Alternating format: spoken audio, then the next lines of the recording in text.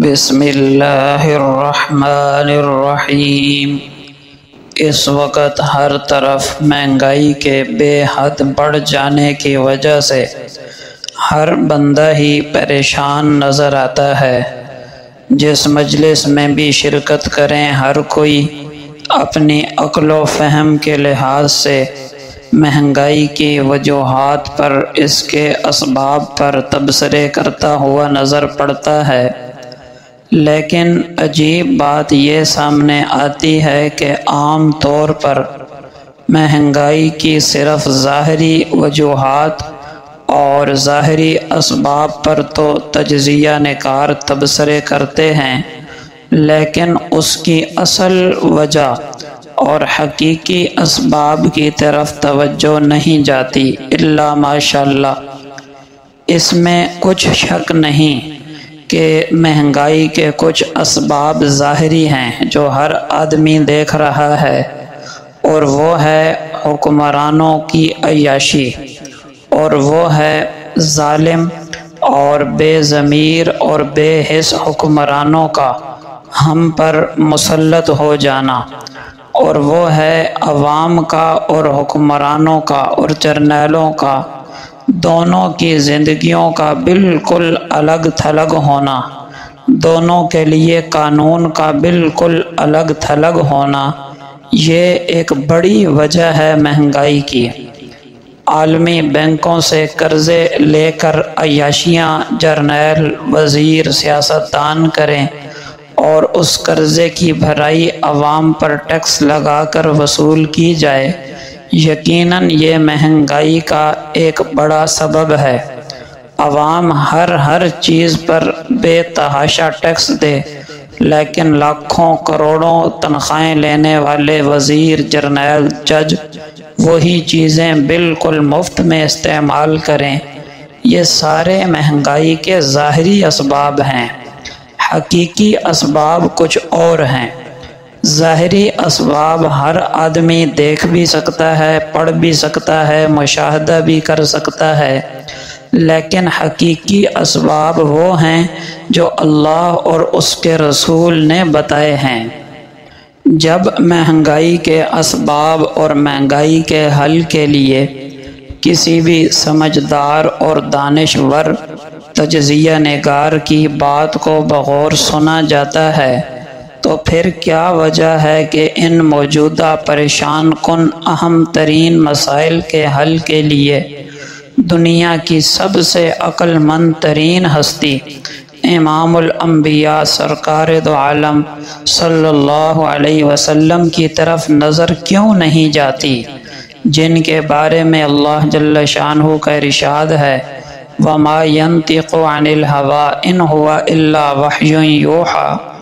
اس مبارک ہستی کی زبان سے نکلا ہوا کوئی جملہ، کوئی بول غلط ہو ہی نہیں سکتا، تو اس مبارک ہستی نے ان مسائل کی کیا وجوہات اور کیا اسباب بیان کیے ہیں؟ اس بات کو سمجھنا اور یہ عقیدہ رکھنا کہ جو اسباب امام الانبیاء نے بیان فرمائے ہیں ہمارے مسائل کے اصل اسباب اور حقیقی وجوہات وہی ہیں، یہ بات ہمارے ایمان کا حصہ ہے۔ باقی اپنی عقل و فہم سے جو اسباب دانشور بیان کر رہے ہیں وہ صرف ظاہری اور طبعی اسباب ہیں، اصلی نہیں۔ اصلی اور حقیقی اسباب وہی ہیں جو زبان نبوت سے بیان ہوئے ہیں۔ چنانچہ جب تک اصل مرض اور اصل بیماری کی تشخیص نہ ہو جائے اس وقت تک علاج کارگر نہیں ہوتا۔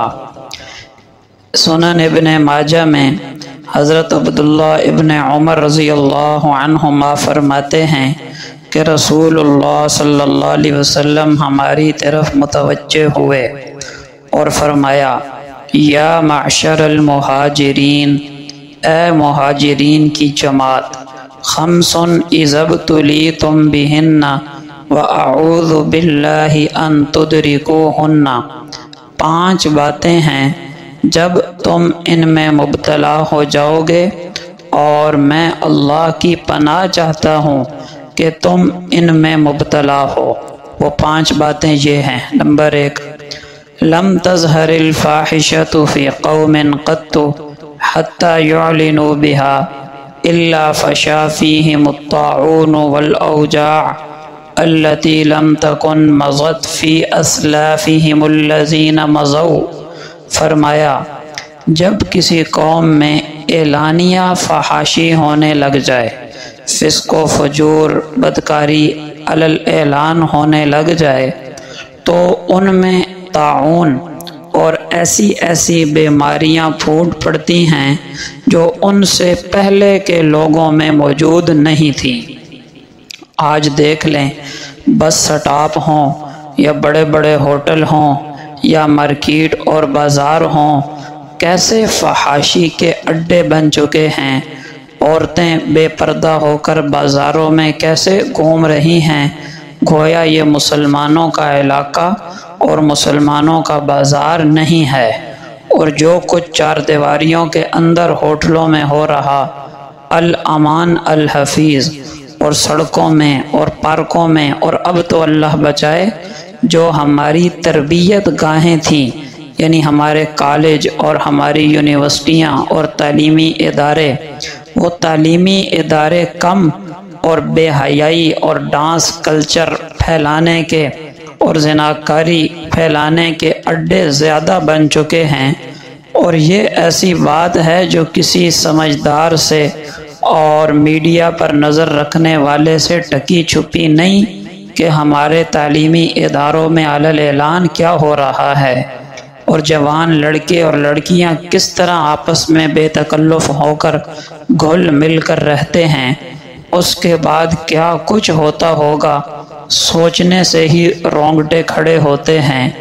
اللہ بچائے، جب یہ سب کچھ ہوگا تو اللہ کے نبی نے بتایا ہے، سچی زبان سے سچ بتایا ہے کہ ایسے ایسے وائرس آئیں گے، ایسی ایسی بیماریاں ہوں گی جن کا پہلے نام بھی نہ سنا ہوگا۔ چنانچہ کبھی فلاں وائرس، کبھی ڈینگی وائرس، کبھی کرونا وائرس، کبھی کون سی بیماری، ایسی ایسی بیماریاں آئے روز جنم لے رہی ہیں۔ ظاہری اسباب ہوں گے، یہ جراثیم ہیں اور صفائی نہیں ہے وغیرہ، لیکن اصل سبب وہ ہے جو آقا علیہ السلام نے بتایا ہے۔ دوسری چیز فرمائی، وَلَمْ يَنْقُصُوا الْمِكْيَالَ وَالْمِيزَانَ إِلَّا أُخِذُوا بِالسِّنِينَ وَشِدَّةِ الْمَؤُونَةِ وَجَوْرِ السُّلْطَانِ عَلَيْهِمْ۔ فرمایا جب ناپ تول میں کمی کرنے لگیں گے تو قحط اور معاشی تنگی اور اپنے حکمرانوں کے ظلم کا شکار ہو جائیں گے۔ آپ یہ نہ سمجھیں کہ ناپ تول میں کمی کا تعلق صرف دکاندار کے ساتھ ہے جو ترازو میں کوئی چیز تول کر بیچ رہا، بلکہ اس کا تعلق ہم میں سے ہر آدمی کے ساتھ ہے۔ مثلا ایک مزدور ہے، اس کو شام کو دھیاڑی ملتی ہے 1,500-2 ہزار روپیہ کہ اس نے دن بھر کام کرنا ہے۔ اب اگر مالک سامنے ہے اور وہ مزدوری صحیح کرے اور مالک ہٹ جائے تو وہ ڈنڈی مارے، یہ بھی ناپ تول میں کمی ہے اور یہ بھی خیانت ہے۔ اور اس خیانت میں 90% سرکاری ملازم مبتلا ہیں کہ تنخواہ پوری لیتے ہیں لیکن وقت پورا نہیں دیتے، تنخواہ پوری لیتے ہیں لیکن کام پورا نہیں کرتے، اس میں ڈنڈی مارتے ہیں، خیانت کرتے ہیں۔ فرمایا جب یوں ہوگا اور 90% ہو رہا ہے تو اللہ معاشی تنگی میں مبتلا کرے گا اور ظالم حکمران مسلط کرے گا۔ اب دیکھ لیجئے معاشی تنگی ہے یا نہیں؟ کیا ظالم اور بے ضمیر اور بے حس اور پتھر دل حکمران ہم پر مسلط ہیں یا نہیں؟ آقا علیہ السلام کی سچی زبان سے نکلا ہوا سچ آج ہم اپنی آنکھوں سے دیکھ رہے ہیں۔ تیسری چیز فرمائی، وَلَمْ يَمْنَعُوا زَكَاةَ أَمْوَالِهِمْ إِلَّا مُنِعُوا الْقَطْرَ مِنَ السَّمَاءِ وَلَوْلَا الْبَهَائِمُ لَمْ يُمْطَرُوا۔ فرمایا جب لوگ اپنے مالوں کی زکوٰۃ ادا نہیں کرتے تو اللہ تعالیٰ آسمانوں سے بارشوں کو روک دیتا ہے۔ اگر زمین پر چوپائے جاندار نہ ہوتے تو پانی کا آسمان سے ایک قطرہ بھی نہ برستا۔ مالدار لوگ ہیں، پیسہ جمع کر کر کے اتنا رکھا ہے کہ اگلے 10 نسلیں بھی کھا سکتی ہیں، لیکن زکوٰۃ کے بنیادی مسائل تک کا علم نہیں۔ چند ہزار جیب سے نکالتے ہوئے موت آتی ہے، ایک بڑا طبقہ فرض زکوٰۃ ادا نہیں کرتا، اس کا نتیجہ آنکھوں کے سامنے ہے۔ آپ نے فرمایا تھا بارشیں نہیں ہوں گی، اور اگر جانور نہ ہوتے تو ایک قطرہ نہ برستا۔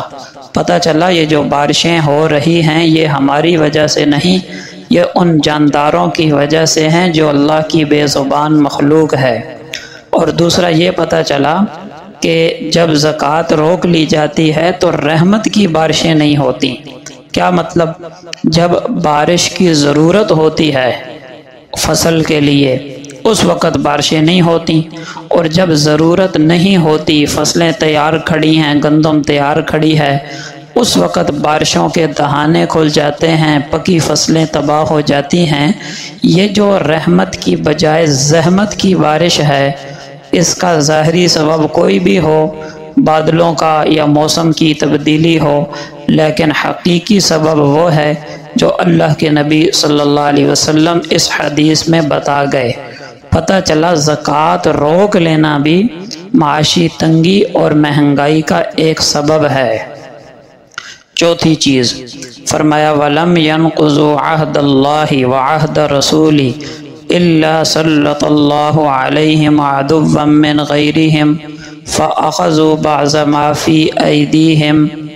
فرمایا جب لوگ اللہ کے اور اس کے رسول کے عہد و پیمان کو توڑ دیتے ہیں، یعنی اللہ اور اس کے رسول کے ساتھ وعدہ خلافی کرتے ہیں۔ اللہ رسول کے ساتھ وعدہ خلافی کیسے ہوگی؟ ہم جب کلمہ پڑھتے ہیں تو اللہ اور اس کے رسول سے یہ ایگریمنٹ اور معاہدہ کرتے ہیں کہ اللہ کے احکامات کو نہیں چھوڑیں گے اور آقا علیہ السلام کے سنت طریقوں کو نہیں چھوڑیں گے۔ اب بعد میں جب ہم اللہ کے اس کے رسول کے حکموں کی سنتوں کی خلاف ورزی کرتے ہیں تو یہ اللہ اور اس کے رسول سے کیے ہوئے ایگریمنٹ اور معاہدے کو توڑنا کہلاتا ہے۔ فرمایا جب ایسا ہوگا تو اللہ تعالیٰ ان پر ان کے علاوہ لوگوں میں سے کسی دشمن کو مسلط کر دے گا، چنانچہ جو نعمتیں ان کے پاس ہوں گی دشمن وہ بھی چھین لے گا۔ دیکھیے آج ہم اپنی آنکھوں سے مشاہدہ کر رہے ہیں کہ دولت ہماری ہے، محنت مشقت ہماری ہے، لیکن ہمارے خون پسینے کی کمائی سے ہمارے دشمن عیاشیاں کر رہے ہیں۔ یہ جو عالمی بینکوں سے سود پر قرضے لیتے ہیں وہ سود کروڑوں نہیں اربوں خربوں میں ہوتا ہے۔ یہ کون ان کو واپس کرتا ہے؟ میں اور آپ۔ ہم پر ٹیکس لگا کر یہ قرضے واپس کیے جاتے ہیں، تو دیکھیے ہماری محنت کی کمائی ہمارے دشمن کھا رہے ہیں، غیر مسلم کھا رہے ہیں، تھک ہم رہے، مشقت ہم کر رہے، خون پسینہ ہمارا۔ وجہ اللہ کے نبی نے بیان کر دی کہ اللہ اور اس کے رسول سے کیے ہوئے وعدے کو توڑ دینا۔ اور پانچویں اور آخری چیز فرمائی وَمَا لَمْ تَحْكُمْ أَئِمَّتُهُمْ بِكِتَابِ اللَّهِ وَيَتَخَيَّرُوا مِمَّا أَنزَلَ اللَّهُ إِلَّا جَعَلَ اللَّهُ بَأْسَهُمْ بَيْنَهُمْ، جب ان کے حکمران اللہ کی کتاب کے مطابق فیصلے نہیں کرتے اور جو اللہ نے نازل کیا ہے اس کو اختیار نہیں کرتے، یعنی ان کے پارلیمنٹ کے اندر جو قوانین بنتے ہیں وہ انگریزوں کی کتابوں کو دیکھ کر بنتے ہیں، اور عدالتوں میں جو فیصلے سنائے جاتے ہیں وہ انگریزوں کی قوانین اور کتابوں کو دیکھ کر سنائے جاتے ہیں۔ قرآن اور حدیث کو دیکھ کر نہ جج فیصلہ کرتا ہے نہ وزیر اعظم کوئی آئین پاس کرتا ہے۔ جب ایسا ہوگا فرمایا اللہ ان میں آپس میں پھوٹ اور اختلاف ڈال دے گا۔ آج دیکھیے مذہبی پھوٹ کو تو چھوڑیے، سیاسی پھوٹ اور اختلاف اور فرقہ واریت اتنی زیادہ ہے جس نے مذہبی فرقہ واریت کو بھی پیچھے چھوڑ دیا۔ یہ ہماری پارٹی کا اور یہ تمہاری پارٹی کا، اور پارٹی بازیوں پر آپس میں لڑائیاں اور آپس میں قتل و غارت کری تک کے واقعات سامنے آئے کہ تو نے میری پارٹی کے لیڈر کو برا کیوں کہا، وہ کہتا ہے تو نے میری پارٹی کے لیڈر کو ایسا کیوں کہا۔ سگے بھائی اور سگے ماں باپ کے ساتھ اولادیں گتھم گتھا ہیں اپنے من گھڑت لیڈروں کے پیچھے۔ وہ لیڈر اگر یہ مر جائیں تو وہ ان کے جنازے پر بھی نہ آئیں، انہیں پتہ بھی نہ ہو کہ کون کہاں مرا ہے۔ ان بے حس لیڈروں کے پیچھے اپنے ان سگے رشتہ داروں سے لڑائیاں جنہوں نے زندگی کے مشکل موڑ پر ساتھ دینا ہے، مرنے پر جنازہ پڑھنا، کندھا دینا، دفنانا ہے، ان کے ساتھ لڑائیاں۔ یہ آپس میں پھوٹ ہے جو سیاست کے نام پر اور پچھلے کچھ عرصے سے یہ بہت زیادہ ہے۔ یہ بھی اللہ کی طرف سے عذاب کی ایک شکل ہے، اور اسی کا نتیجہ ہے کہ جو حکمران آتا ہے خوب ظلم کرتا ہے لیکن عوام اس کے خلاف اٹھتی کیوں نہیں؟ عوام کا ذہن یہ بن چکا کہ بس ظلم اور مہنگائی کرنے والا بندہ ہماری جماعت کا ہونا چاہیے، لہٰذا اپوزیشن والا احتجاج کرے گا، اور جو پارلیمنٹ کے اندر جو برسر اقتدار پارٹی ہے اس کے لوگ مہنگائی کے حق میں دلائل دیں گے اور ظلم و ستم کے حق میں دلائل دیں گے۔ جب اختلاف کی نوبت یہاں تک آ جائے تو اس مردہ سوئی ہوئی قوم کو جگانے کے لیے شاید جبرائیل بھی ناکافی ہوگا۔ یہ قوم اب نہیں جاگے گی جب تک اپنے اندر کو نہیں بدلیں گے۔ خلاصہ یہ ہوا کہ مہنگائی کے جو حقیقی اسباب ہیں ان کی طرف اس حدیث پاک کے اندر اشارہ کر دیا گیا ہے۔ آپ یہ حدیث بے شک دوبارہ سنیں، یاد کریں اور عمل کریں، دوستوں تک بھی پہنچائیں۔ انشاءاللہ اسی موضوع پر اگلے درس کے اندر مزید گفتگو ہوگی۔ وما علینا الا البلاغ۔